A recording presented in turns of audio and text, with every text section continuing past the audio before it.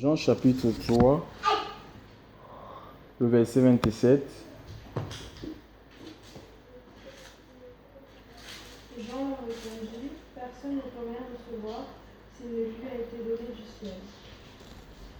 Vous êtes témoin que j'ai dit que ce n'est pas moi qui suis le Christ, mais que j'ai été envoyé devant lui. Celui qui a l'épouse est l'époux, mais l'ami de l'époux qui est présent et qui l'écoute est ravi de joie d'entendre la joie de l'époux, et c'est là ma joie qui est parfaite. Il faut qu'il croisse et que je diminue. Celui qui est venu d'en haut est au-dessus de tout, qui est venu de la terre, est de la terre et parle comme étant de la terre. Celui qui est venu du ciel est au-dessus de tout. Et il rend témoignage de ce qu'il a vu et entendu, mais personne ne reçoit son témoignage. Oui, donc on peut arrêter là. En fait, ici, il y a eu une discussion en fait entre un juif et les disciples de Jean. Pourquoi? Parce qu'en fait, le juif ne comprenait pas, vous êtes sans ignorer que c'est Jésus qui a baptisé, c'est Jean-Baptiste qui a baptisé le Seigneur Jésus. Donc, juste après son baptême, il sera poussé par l'Esprit de Dieu pour aller au désert. Et l'Écriture nous dit qu'il fut tenté pendant 40 jours. Donc, il a jeûné pendant 40 jours sans boire ni manger. Et le tentateur est venu. Et il a résisté en fait. Il a tenté à 3 reprises. Le Seigneur a résisté. Et après que Satan soit éloigné de lui, l'Écriture dit que les anges sont venus le servir. D'accord? Donc là nous sommes dans Matthieu chapitre 4. Donc après qu'il ait résisté à la tentation, Satan s'est éloigné et en même moment les anges sont venus servir le Seigneur. Donc si le Seigneur cédait à cette tentation, il n'aurait pas eu la visitation de l'ange. Donc Satan a précédé les anges que Dieu avait dépêchés pour servir le Seigneur, pour empêcher effectivement pour pousser le Seigneur Jésus au péché. Tu vois? Donc, et après revêtu la puissance du Saint-Esprit, nous l'Écriture, il s'est rendu à Nazareth où il avait été élevé et on voit qu'il a prêché, il a commencé à prêcher la repentance. Donc, je reviens ici sur notre sujet. Donc, il y a un juif qui s'est mis à discuter avec les disciples de Jean parce qu'il ne comprenait pas que tous les gens, n'est-ce pas, tous les gens se rendaient, tout le monde se rendait vers Jésus pour être baptisé par Christ, alors que les foules auparavant suivaient Jean le baptiseur, d'accord, ces gens qui étaient suivis, et ils ne comprenaient pas que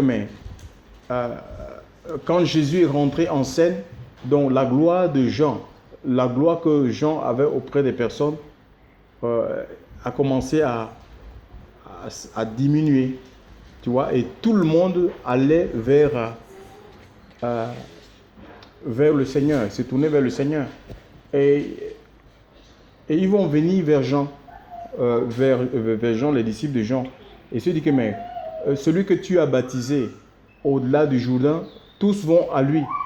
Et le Seigneur va dire, le Seigneur va leur répondre que je vous ai dit, dans le verset 28, dans le verset 28, il va dire, et il vint à Jean et lui dit, Rabbi, celui qui était avec toi au-delà du Jourdain, à qui toi-même rendu témoignage, voilà, il baptise, et tous viennent à lui. Jean répondit et dit, un homme ne peut recevoir à moins qu'il ne lui soit donné du ciel.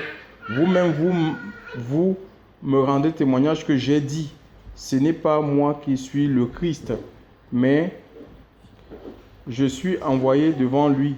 Celui qui a l'épouse est l'époux, mais l'ami de l'époux qui assiste et l'entend est tout réjoui à cause de la voix de l'époux. Donc voilà. Et donc Jean Jean savait que ce n'était pas lui le Messie en fait.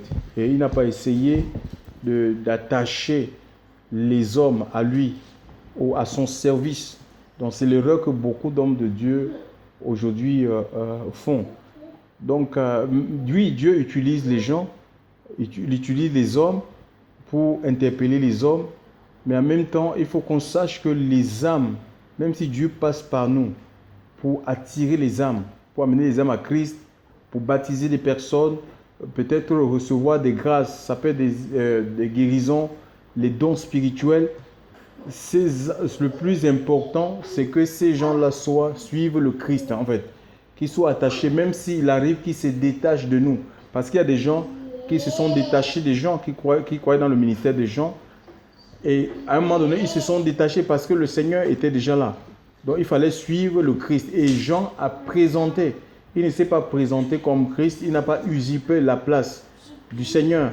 Voilà. Il avait lui-même dit qu'il n'était pas digne de délier la courroie de ses souliers. Parce que, vous voyez, on avait envoyé, il y a une commission dans Jean 1. Dans Jean 1, 22 à 23, on peut un peu lire ça s'il vous plaît. Jean 1, 22, 23.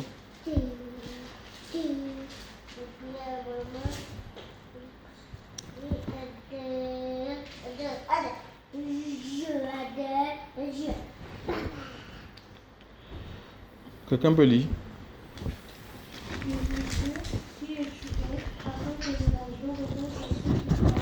En fait, tu vois, donc quand Jean a commencé son ministère au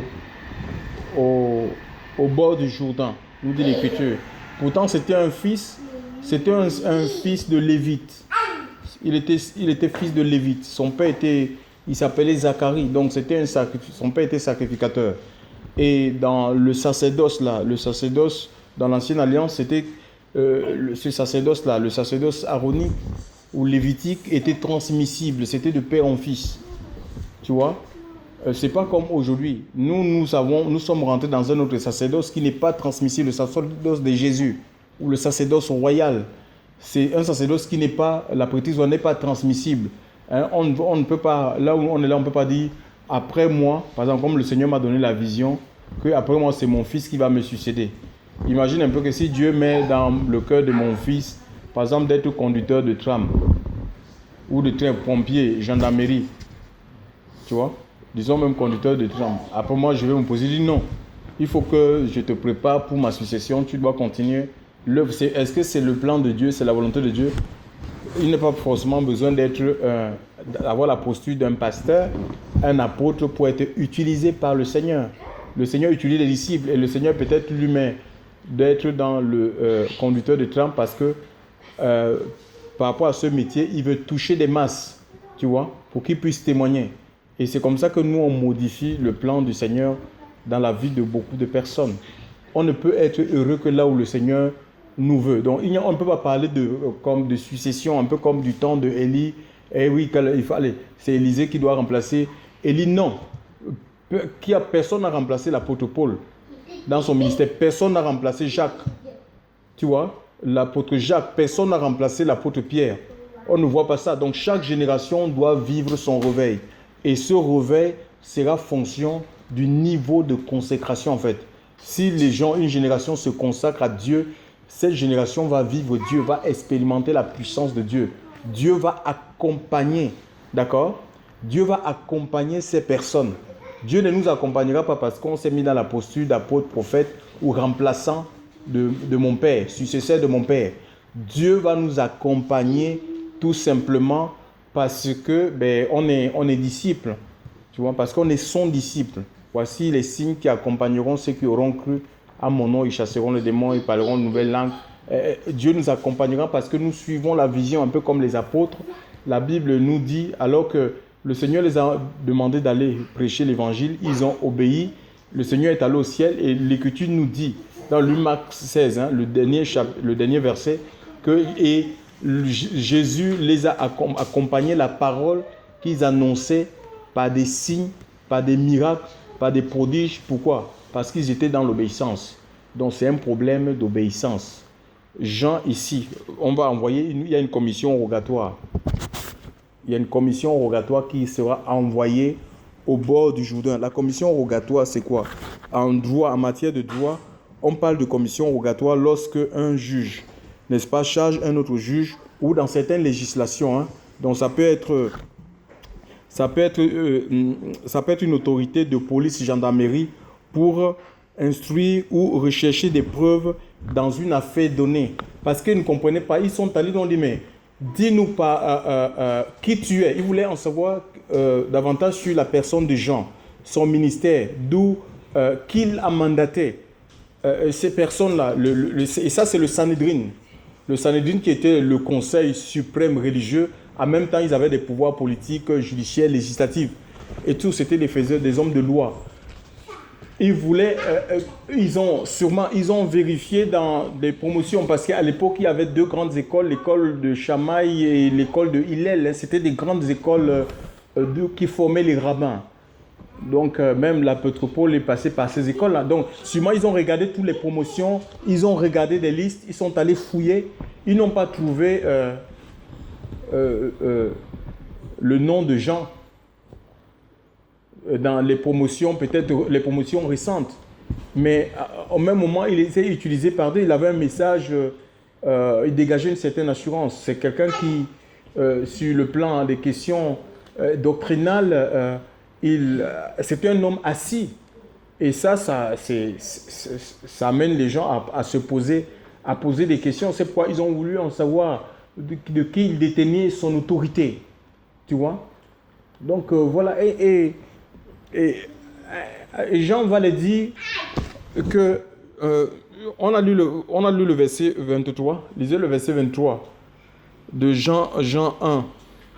Il dit, je suis la voix de celui qui crie dans le désert, aplanissez le chemin du Seigneur. Voilà, il n'a pas dit ici, toi je suis ministère tel, il ne s'est pas réclamé d'une filiation quelconque, comme certaines personnes. Tu sais, moi, j'ai été formé par un tel. J'ai été dans une école, je suis la promotion de telle machin école, la dernière promotion de telle école. Non, je suis de telle dénomination, mon apôtre, l'apôtre qui m'a formé, c'est un tel. Il dit, je suis la voix de celui qui crie dans le... Il parle de la vision qu'il a reçue, tu vois, l'appel qu'il a reçu. En fait, on n'a pas besoin de l'accréditation des hommes pour exercer le service, pour servir Dieu. Qu'un homme nous donne le top départ, que maintenant on te reconnaît. Il y a des gens qui vont comme ça, ils vont voir des vieux pasteurs qui ne marchent même plus avec Dieu. Ils oublient qu'il y a des pasteurs qui sont sorciers en fait. Tu vois, Satan se déguise en ange de lumière. Hein. Il y a des pasteurs qui ne sont même... Mais parce qu'ils cherchent, il y a ce problème-là, la reconnaissance de l'homme par l'homme. On va être reconnu par les hommes. Tu vois, on va voir des pasteurs, certains vont même verser de l'argent pour qu'on puisse les reconnaître comme étant des ministères en fait. Tu vois. Alors que c'est pas ça en fait. C'est pas ça qui fera que l'onction coule dans ta vie ou que la puissance de Dieu puisse accompagner ton ministère. C'est pas un problème de reconnu par des hommes, non, il faut manifester Dieu, la présence de Dieu. Ce qu'on veut aujourd'hui, ce sont des hommes et des femmes qui manifestent Dieu, qui manifestent la présence de Dieu. Et ce qui va nous amener à cela, c'est tout simplement parce que nos vies sont engagées en fait. Celui qui croit en moi fera les mêmes œuvres que j'ai faites, il en fera de plus grandes. Dieu ne nous utilise pas parce qu'on est un pasteur reconnu, officiel, avec une carte. Comme le samedi dernier, on a été à l'évangélisation et il y a un monsieur qui nous dit non, mais il ne peut pas accepter qu'il faut être pasteur pour prier sur les gens. Je lui ai montré Ananias qui était un disciple dans Actes chapitre 9, 17, et à qui le Seigneur va envoyer pour qu'il prie pour celui qui deviendra plus tard l'apôtre Paul, qu'il prie pour lui afin qu'il recouvre la vue et qu'il soit rempli de l'Esprit de Dieu. Et que imposer les mains aux malades, ce n'était pas la particularité d'un pasteur. La Bible ne l'a jamais dit. Voici les signes qui accompagneront ceux qui auront cru. À mon nom, ils chasseront les démons. Bien sûr, on est soumis au Seigneur. Alléluia. Et ils imposeront les mains aux malades et ceux-ci se porteront bien. Donc, il n'y a pas besoin de quelque chose de particulier pour pouvoir prier sur des personnes. Et ça fait qu'il y a des gens, c'est comme ça qu'on restreint l'action de Dieu dans la vie de beaucoup de personnes. Parce que ce qu'on peut entendre, ça peut nous cadenasser, ça peut nous enfermer, ça peut nous influencer en fait, hein, tu vois, positivement ou négativement. Donc on se doit de dire la vérité parce que c'est elle qui rend les gens libres. Jean ici va dire qu'il était une voix prophétique, c'était la voix de Dieu pour les hommes, c'est des femmes de sa génération, une voix qui crie. Alléluia. Tiens, le cri c'est quoi? Le cri c'est un son perçant émis par la voix. Mais ça aussi, on peut aussi définir le cri comme étant des paroles prononcées très fortes sur un ton aigu. Hein? On parle de cri d'alarme, de protestation. Regardez un peu. Il y a des ministères qui sont cassés. Des personnes, il faut veiller en cela. On peut te mettre dans un moule. Parce qu'on veut diriger l'Esprit de Dieu. On va te dire, mais pourquoi tu cries? Tu cries trop, tu peux te faire agresser, on peut te frapper. C'est des choses parfois on entend. Il faut de la sagesse. Il faut de la sagesse, même dans les messages. Tu ne peux pas. Parce qu'en fait, il faut être... C'est pas qu'on doit devenir... On doit crier à tout va. Non. Il faut être soumis à l'Esprit de Dieu. Ce qui est important, c'est ce que le Seigneur a envie de faire maintenant. D'accord? C'est pas toi. Tu ne cherches pas à adapter un message parce que Dieu, à un moment, peut te baptiser, par exemple, de sa colère. Un baptême de colère. Je parle de sainte colère. Il te saisit et tellement tu vas crier sur le péché. Tu vas crier. C'est des interpellations, en fait. C'est un message. De toute façon, on va l'écrire. C'est pas un non. C'est un message qu'on envoie. Pourquoi? Parce que peut-être il y a un jugement que le Seigneur veut épargner aux personnes s'ils se laissent interpeller. D'accord? Donc maintenant, si on dit non, on entend souvent, on dit oui, non, mais il faut la sagesse. On entend souvent, hein? Même il y a un monsieur qui m'a dit, ah oui, vous vociférez. Il vocifère. Mais si je suis saisi par l'Esprit de Dieu pour vociférer, pour crier à haute voix, pourquoi tu vas me demander de pouvoir contrôler ça en fait? Je ne peux pas contrôler l'action de Dieu dans ma vie. Je ne veux pas adapter, essayer d'arranger le message. Alléluia. Je dois dire des choses comme je le ressens. Et avec la petite expérience que j'ai avec le Seigneur, souvent quand je suis amené à parler à une foule, ça dépend des endroits. Des fois, j'ai comme impression que le Seigneur me donne il intensifie. Il y a des fois, il intensifie sa présence en fait. Je le ressens dans mon esprit en fait. C'est comme si on est en train il me règle en fait. Tu vois un peu, non? Par rapport à la foule, j'étais là avec c'est terrible. Donc, c'est des choses que je peux... Oui, que je vis, je peux ressentir ça. Ou ça va être doux, ou ça va être tellement... ça va être incisif. Et c'est comme ça, en fait. Donc, après, ça ne dépend pas de moi. Je ne veux pas essayer, par exemple, si le Seigneur m'amène à parler fort, ou je vais dire non, il faut que je parle parce que ça peut scandaliser. Peut-être qu'il y a un tel là, il ne va pas accepter. C'est ça qui tue l'Esprit de Dieu aujourd'hui. Que tu vois, l'action de Dieu, elle est moindre dans les assemblées. Parce que après il y a des voix. Tu ne sais même pas, c'est la voix du diable. Le diable peut parler même à travers ton frère à côté de toi pour t'influencer. Et regardez, nous avons dit, mais le diable va parler comment? Oui, il peut envoyer des pensées. Nous avons l'apôtre Pierre qui reconnaît que Jésus était le Christ, le Fils du Dieu vivant. Et même pas une minute après, quand le Seigneur parle de sa mort prochaine, il dit non, cela ne t'arrivera pas. Le Seigneur va lui dire quoi? Arrière de moi, Satan. Tu vois? Comment quelqu'un qui peut parler de la révélation de Dieu, en même temps, le diable peut passer par lui pour... Et oui, il faut veiller. Ce n'est pas tout ce qu'on peut recevoir qui vient du Seigneur. Alléluia. Donc, quand lui dit cela ne t'arrivera pas, c'est comme s'il s'oppose à ce que le Seigneur donne sa vie. Mais c'était pour cela qu'il était venu. Il y a un frère qui me disait que non, Jésus n'est pas venu mourir à la croix.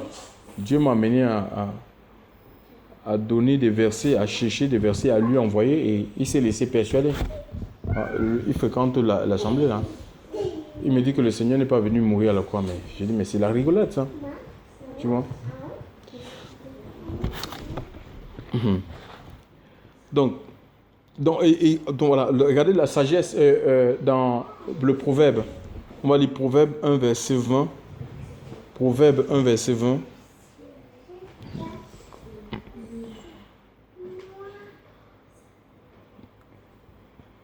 La sagesse crie bien au dehors. Oui, Elle donne de savoir sur les places. oui, continue. Au-dessus des lieux tumultueux, elle crie. Vous entrez des portes dans la ville, elle prononce ses paroles. Stupide, dit-elle, jusqu'à quand aimerez-vous la stupidité? Et jusqu'à quand les moqueurs prendront-ils plaisir à la moquerie et les insensés haïront-ils la connaissance? Tu vois, donc c'est un message parce que en fait, quand tu lis tout ce passage jusqu'au verset 27, tu vois qu'il y a un jugement. Dieu veut épargner ce peuple du jugement. C'est pourquoi il lève des voix en fait. Il lève des personnes pour aller crier. Ça ne peut pas être doux tout le temps. Non. Alléluia. Crier parce que le péché a atteint peut-être des niveaux qui ne sont plus supportables, qui nécessitent le jugement. Et Dieu pour épargner, parce que Dieu a toujours compassion des hommes en fait. Il use de patience, il va susciter, avant des essais de jugement, il suscite des personnes, des voix comme ça, pour aller crier, pour que les gens se détournent du péché en fait. Donc, quitte à se passer pour un ridicule, si c'est pour la bonne cause, d'accord? Vraiment, il faut se laisser, il faut être dans le bain de l'Esprit de Dieu. Donc, peu importe, Paul, ça l'a valu la prison, même les apôtres en fait. Tout simplement parce qu'ils criaient dans la ville, et bien on les emprisonnait en disant que mais ils annoncent des choses qui ne nous sont même pas permis, des coutumes qui ne nous sont pas permis ni d'écouter, ni de croire, ni d'entendre. Donc voilà, et Jean était cette voix-là, et nous voyons quand on lit Luc 7, 27, par là, il est dit que les prostituées et les publicains se sont fait baptiser en fait. Ils se sont fait baptiser à la voix de Jean en fait. Ils se sont détournés de la vie de péché, contrairement aux pharisiens. Les pharisiens, c'est des gens qui ont la connaissance du livre. Ils réfléchissent beaucoup, ils raisonnent, ils sont dans le raisonnement. Il dit qu'ils ont, en refusant de croire dans le message de Jean, ils ont annulé le dessein de Dieu. Ça veut dire qu'ils ne sont pas rentrés dans le plan du Seigneur. Parce qu'ils ont dit, mais celui-ci, il sort d'où? Il dit qu'il a une voix. Non. Pour enseigner, il fallait suivre un certain cursus, tu vois. Il fallait passer par des écoles, machin. Ils ne sortaient pas de ces écoles, donc c'est pourquoi ils n'ont pas cru dans son message. Mais pourtant, Jean était envoyé par Dieu. En plus, c'est un sacrificateur. Le sacrificateur, ce n'est pas dans le désert, c'est dans le temple qu'on exerce. Simon, on l'a reproché dans les... Mais qu'est-ce que tu fais au désert? Il faut aller dans le temple. Ton père a servi dans le temple. C'est dans le temple que tu dois exercer. Mais non, le Seigneur, Dieu avait rejeté le temple. Pourquoi? Parce qu'il y avait le commerce. Il y avait la souillure, chers frères et sœurs, dans le Seigneur. C'était devenu un lieu où les gens... C'était un lieu de chant où les gens ils faisaient... les intérêts de Dieu n'étaient plus...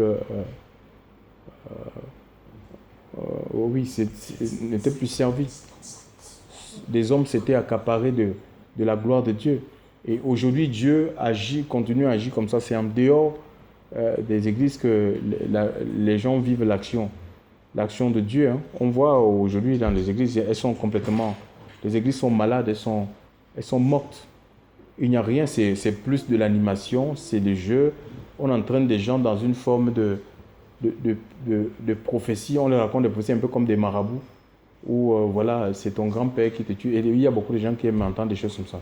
C'est ton grand-père, c'est ta grand-mère qui est en train de te tuer. C'est ta mamie qui est assise sur ta bénédiction. Tu te rends compte? Et les gens, ils aiment ça. Au lieu d'enseigner aux gens la sainteté, le message qui ramène les cœurs vers Dieu. Alléluia. Le message qui ramène le cœur de l'homme vers Dieu. C'est ça qu'on a besoin d'entendre. Alléluia. Le message qui nous met en état de rencontrer le Seigneur. C'est ce message qu'avait reçu Jean-Baptiste, réconcilier les hommes avec Dieu, ramener le cœur des pères vers les fils, celui des fils vers les pères réciproquement, le message de la réconciliation. Donc voilà, et le Seigneur aussi, à notre temps, Dieu nous appelle. Et si on se donne à Dieu, le Seigneur, si on se donne réellement au Seigneur, nous serons des voix, on ne va rien forcer. Hein. C'est Dieu qui va nous donner le message, alléluia. Le message pour les hommes et les femmes de notre temps, alléluia. Parce que le Seigneur veut sauver en fait, il se plaît à sauver. Gloire à Jésus. On va prier ce soir vraiment que l'apôtre Paul va dire qu'il n'a pas honte de l'évangile, que c'était la puissance de Dieu pour le salut de quiconque croit. Beaucoup ils ont honte, c'est pourquoi ils ne témoignent pas. Et il va donner ce conseil à Timothée, que n'aie pas honte du témoignage à rendre, ni de moi son prisonnier. Il ne faut pas avoir honte, hein, parce que Dieu sauve à travers le témoignage. Il y a des personnes qui peuvent avoir des idées suicidaires. Tu vois une personne est bien habillée, toi tu te fies, peut-être même tu te sens complexé par rapport à la personne. Et pourtant c'est une personne à côté de toi qui est en grande souffrance. Toi tu le désires. Tu vois? Alors que c'est quelqu'un qui souffre, qui a besoin d'entendre ce message. Donc c'est notre, et ça c'est de la responsabilité des enfants du Seigneur. Ou certains ils simplement disent mais est-ce qu'ils vont m'accepter? Ah bon? Même s'ils n'acceptent pas maintenant, qui te dit qu'après 2 ans cette personne ne va pas croire? Moi il y a des gens que j'ai pas témoigné. J'ai des gens que j'ai témoigné comme le pasteur Hubert. Je lui ai témoigné de Jésus, mais c'est 1 an après qu'il a cru. 2 ans après, oui. C'est 2 ans après qu'il a cru au Seigneur. Et qu'il est devenu, et Dieu l'utilise comme pasteur. 2 ans après. Donc la parole a eu son effet, c'est comme ça en fait. C'est pas nous qui définissons quand est-ce que les gens doivent se convertir. Ça c'est la prérogative de Dieu. Le Saint-Esprit fait comme il veut. Alléluia. Il est souverain. Nous on doit faire notre part, crier, témoigner, partager et surtout vivre la vie de Dieu. Ça c'est plus important. Pour notre propre vie, on sera heureux. On sera heureux, on va rentrer dans les promesses du Seigneur. Vivre la vie du Seigneur. Parce que si on vit la vie du Seigneur, on aura ce qu'il faut, on saura quoi dire, on aura ce qu'il faut donner aux gens. Nous parlerons avec précision. Dieu peut nous amener à aller dans les méandres des vies, des choses, les coins les plus cachés, obscurs, des choses que ces personnes n'ont jamais révélées. Que par des paroles de connaissance, tu révèles les secrets cachés de la personne au-devant de toi. Mais cette personne ne peut que se plier et s'agenouiller et dire que mais Dieu est avec toi. Le Seigneur veut le faire, il n'a pas changé. Hein. Nous devons nous donner au Seigneur. C'est un combat. Je vous dis, ce n'est pas facile. Hein. Ce n'est pas facile d'être fidèle à Dieu. Mais ça vaut le coup parce qu'il n'y a rien dans le monde. Il n'y a rien dans le monde. Le monde, c'est des paillettes, c'est la séduction. Et si on suit ça, c'est comme ça que les années vont passer et on va tourner, nous allons tourner en rond en fait. Si des païens, il n'y a pas le temps. C'est maintenant qu'il faut s'élever pour le Seigneur. C'est maintenant qu'il faut prendre position pour Dieu. C'est maintenant qu'il faut s'engager et dire Seigneur, je t'ouvre ma vie. Tu veux être puissamment utilisé par Dieu, c'est possible. Vous savez, on est un peu comme des vases. Le Seigneur me donne une image. Les vases que tu vois là, le potier, quand il travaille les vases, donc il donne la forme, n'est-ce pas? Il y a différentes formes. Hein. C'est en fonction de l'utilité du vase. Mais ça dit que plus, si on veut être puissamment utilisé par Dieu, nous devons accepter les souffrances que le Christ nous impose. Parce qu'en fait, ces vases-là, on souffle dessus pour les amener, pour les agrandir en fait. Tu vois, hein, pour agrandir les vases, on souffle. C'est le feu en fait. On souffle le feu et c'est comme ça que ça... Donc, plus on veut contenir, mais plus nous allons passer par le feu. Il faut accepter le feu du Seigneur. C'est des souffrances, ça fait mal. Hein. Tu peux pleurer. Tu pleures comme ça, tu dis, mais pourquoi moi? Pourquoi tant de souffrances? Et c'est comme ça que la nature de Christ, la force du Seigneur grandit en toi. Et l'œuvre, je t'assure, l'œuvre devient plus facile. Il y a beaucoup de choses que j'ai laissé tomber aujourd'hui. En fait. Tu vois, beaucoup de choses que j'ai laissé tomber. Oui, mais parce que l'Esprit de Dieu gagne ma vie en fait. Tu vois. parce que l'Esprit de Dieu gagne ma vie. Et il y a plein de choses comme ça. Et je sais qu'il y aura encore des choses. Donc on se détache en fait. Dieu nous détache. Et on va dans l'effacement. On va complètement. On cherche même plus à être connu en fait. Moi, aujourd'hui, là, on est là. Les foules. Parce qu'avant, on croyait, on pensait les foules. Mais on a une autre vision. La vision est modifiée en fait. Dieu a complètement changé notre vision. Et nous avons besoin de la vision de Dieu. Ce n'est pas les foules en fait. Il faut être avec le Seigneur. Alléluia. Il faut être avec le Seigneur. Donc c'est ce qui est plus important. Gloire à Dieu. On prie, Seigneur. Éternel notre Dieu, notre roi. Nous te bénissons, Jésus. Nous t'adorons, nous te